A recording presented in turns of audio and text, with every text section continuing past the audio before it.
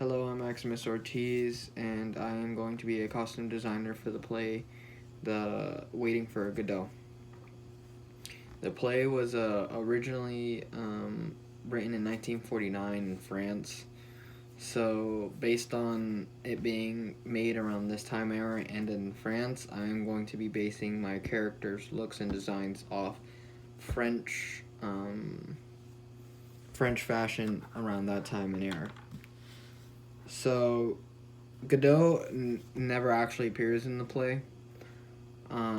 So I don't know what he would be wearing other than most likely a suit of some kind because that was very popular around this time period. Um, Estragon and Vladimir, them through the play, my view on them, they weren't too wealthy. They weren't such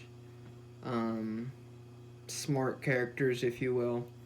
They'd most likely have on some kind of coat with the undershirt and a hat of some sorts. They would also have on boots throughout the play. Boots were something of importance, and they'd most likely look something similar to this.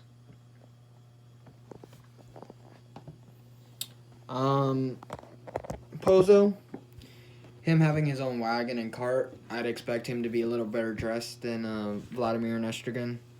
Him also owning a slave, showing he has some type of wealth.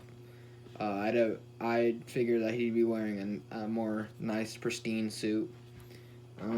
Maybe something similar to this,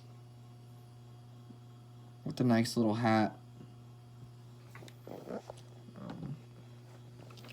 And Lucky, him being the slave of Pozo, I'd feel he'd have very raggedy clothes, maybe no shoes on, a beat up old cap that helps him think.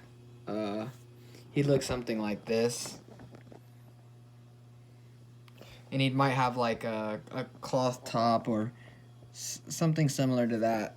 He wouldn't look as nicely pressed as the other characters.